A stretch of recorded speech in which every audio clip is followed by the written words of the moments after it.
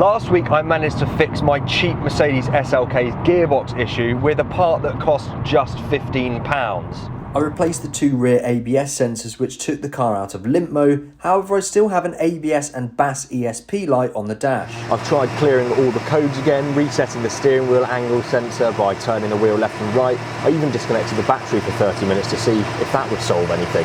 But nothing seems to be doing it, which makes me think there's got to be another part that's faulty. Truth be told, the car drives absolutely spectacularly regardless of these lights, but it just annoys me. I want to get to the bottom of why they're still illuminated, and I want to fix it. The power delivery from this 3.2 litre Mercedes V6 is just absolutely wonderful. The exhaust note out the back is spectacular too.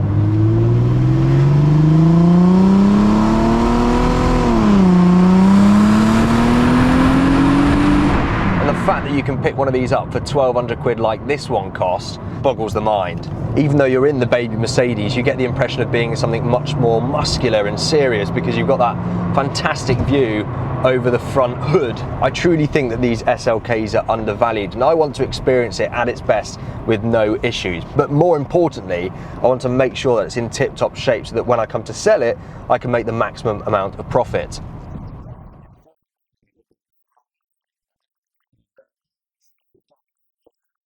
And then I was surprised by what happened. The longer and longer I left it running, the more and more codes came up on the car.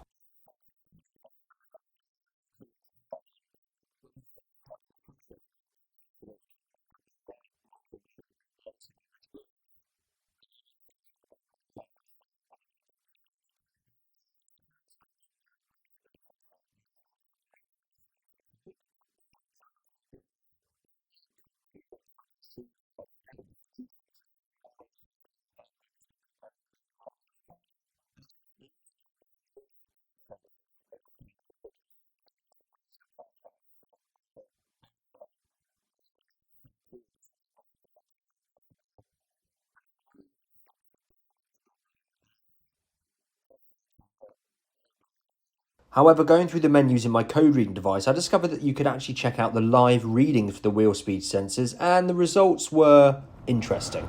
Ah, this is really interesting. Can you see that? So left front speed sensor, right front speed sensor, left rear speed sensor, all reading 20 miles per hour, which is how fast I'm going.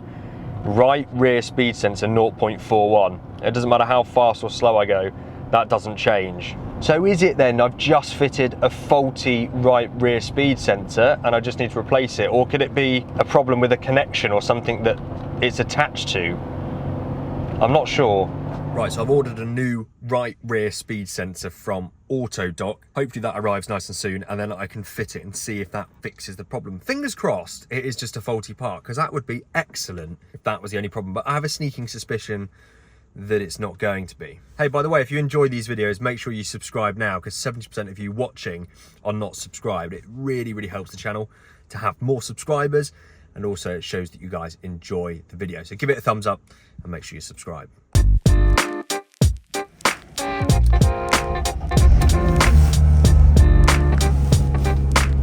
Okay, so it's about a week later and my new ABS sensor has arrived. Good news is it looks exactly the same as the one I fitted before, but hopefully it's not exactly the same as the one I fitted before, because I suspect it could be faulty. In the past week, I've driven this car a couple of times. I've tried going through the codes again on my special scanner thing a few times. I'm still getting the same reading from the wheel speed sensor. All the other three are fine, front right, left, rear left. So this rear right is still reading 0. So we'll change this part. We'll rule out, obviously, the part being the problem. And if this doesn't fix it, I'm suspecting it won't, but you never know. Then we'll go from there. So yeah, it's bloody freezing. So I'm sitting in here for as long as I possibly can. But yeah, I need to get outside, jack the car up, put it on some stands, and then yeah, swap this one out, which shouldn't take too long, I hope.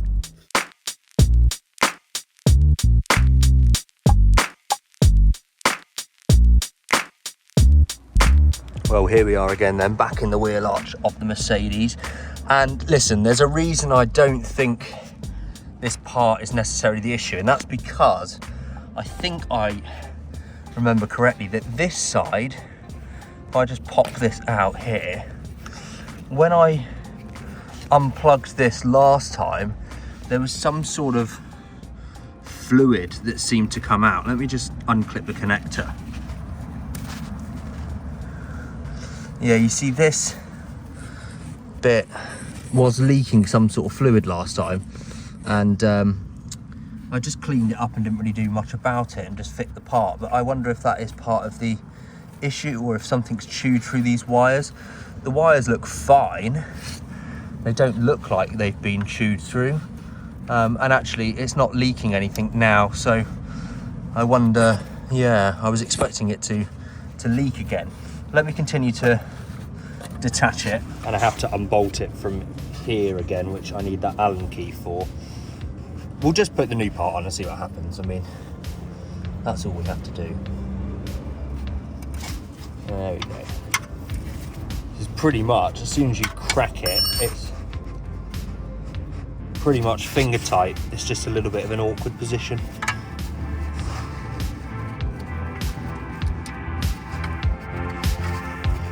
There it goes, just that little thing in there. Make sure we don't lose that. And then, if I remember correctly, just unclip this and we should just be able to wiggle and yank this out. Here it comes. There we go. So here's the one that I thought was a bit duff. The good news is I've definitely got the right part because it seems to fit. So let's remove this, and I'm going to fit that in reverse order. So what I might just do is give this a little clean in here, some contact cleaner, just to yeah, make sure it's all happy.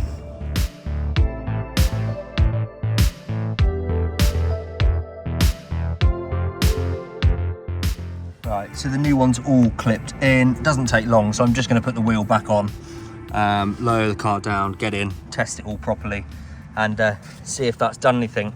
Gave it a little clean up, so fingers crossed. So if you had to have a flutter then, at this point, would you bet that changing this ABS sensor has fixed the problem? Or are you still thinking potentially, like me, it's not the issue we've got?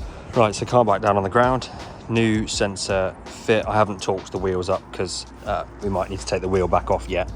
So let's just jump in and see if this has made any difference. Now, this has worked. I don't expect that the warning lights will have just gone off by themselves. Oh, can't start this with the KN key. What's this one? Yes, this is the right key. So let's just close the door, switch it on, and let's go for the start up. And yeah, we've still got the lights, but that's to be expected. So the next thing I'll do then is grab my reader thing. I'll plug this back in for probably like the 10th time on this car and see if we can clear and if that's changed anything, and then we'll do the live readings again. So I'm just doing the health scan that I've done a few times before now. Normally returns about 11 codes, which all seem to be sort of indirectly related to the wheel speed sensor. We've still got fault codes coming up, look.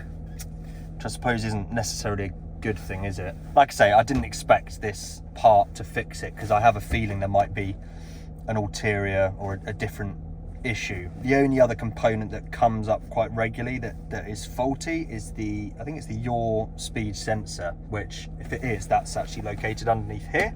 And interestingly, this panel is loose, so it makes me think someone's been in there before, because I think you come through here to get to it. So yeah, I've still got some fault codes coming up. You see ESP, ECM, ESM, basically all the same stuff. So this is making me think the part hasn't changed anything. Right, 100%. So that's finished the scan. What I'm going to do is clear all the codes and obviously then see if they return. I think if it works, this is probably the point at which it will work. If it doesn't work, then I think we know that that wasn't the part that was the problem, and that it's probably either something to do with this yaw sensor, or a different issue entirely. Here we go. Yeah, right rear wheel RPM signal sent from traction system via the CAN bus is implausible. Just getting all the same warnings basically. After clearing everything, most of the ESP warnings have all come up, which steering angle sensor, yaw rate sensor, right rear and left rear loose contact on the speed sensors. Oh, this is so annoying. I'm gonna turn the engine on and see if the lights have gone off, but I don't think they will have done. No. What I'll do then is I'll go into system selection. I can't remember where it is actually, you know. Here we go. Let's get all the wheel speed sensors. All reading 0.41, right? Which is fine because we're not moving. Right, I'm just gonna put it into drive and roll forwards very slowly. Yeah. You see that? The rear right when I reverse or drive, you see all the other three are giving a reading. This rear right one isn't. So yeah, I was hoping that would fix it, because now I feel like I'm a bit beyond my level of skill. There's obviously an issue somewhere that isn't the part itself, and I'm not sure what it is. I'm just going to go back and read the fault codes again. Maybe it's that yaw rate sensor. If you guys have any experience, by the way, with this sort of issue on Mercedes or any car, because I imagine it's all quite similar, please let me know. Do you think it could be the yaw rate sensor that's causing this problem with the rear right? Is it just the connections in the rear right have obviously gone bad? I did try and clean them. Wires have been damaged or something like that? Because if that's the case, I don't know really where to start in terms of fixing that. The yaw sensor, which I'm thinking about ordering, is in there, by the way. These two bolts, this whole bit here is actually the yaw sensor. So it's a very easy thing to replace. Just need to yank off some trim here and you can replace it. You can get them for about 50 quid, but I need your advice. Basically, I'm going to end this video and put this video out quickly. I wanted to obviously give a bit more of a conclusive update and sort of finish the project in this video, but I'm a little bit stuck in terms of my expertise. Obviously, I've done lots of research on the forums, but basically, is it worth replacing the yaw sensor? Is that going to solve this? Is that the reason I'm getting a implausible signal from the rear right? Or, yeah, am I barking up the wrong tree? Is it a connection thing that I need to get someone to come and look at properly? I'd really appreciate your input on this, and hopefully together we can get this SLK back perfect. I mean, like I say, it's such a shame because it drives perfectly. The gearbox is working now, but I just can't get rid of these stupid warning lights, and that annoys me. And also, you know, if I want to sell the car, which I do at some point, it's just not great to sell them with warning lights, is it? So I want to get to the bottom of this. So thank you for bearing with me. Hopefully you're enjoying this little series on the SLK. Do subscribe, leave a thumbs up on this video if you are. And yeah, I'll endeavour to get another video out with this car as soon as I can, hopefully with some amazing feedback in the comments from you guys to help. Thank you all for watching, and I'll see you in the next one very, very soon. So what would you do with this Mercedes then? It cost me £1,200 to buy. I've spent about 50 quid on parts for it so far. There's probably still some profit in this car if I'm able to fix this issue, but I'm slightly worried about throwing more money at parts, not being able to fix the car, and ending up just having to sell it for a low price anyway. Please comment below your thoughts and any advice if you have it. Make sure you're subscribed, and make sure you stay tuned for what's coming next.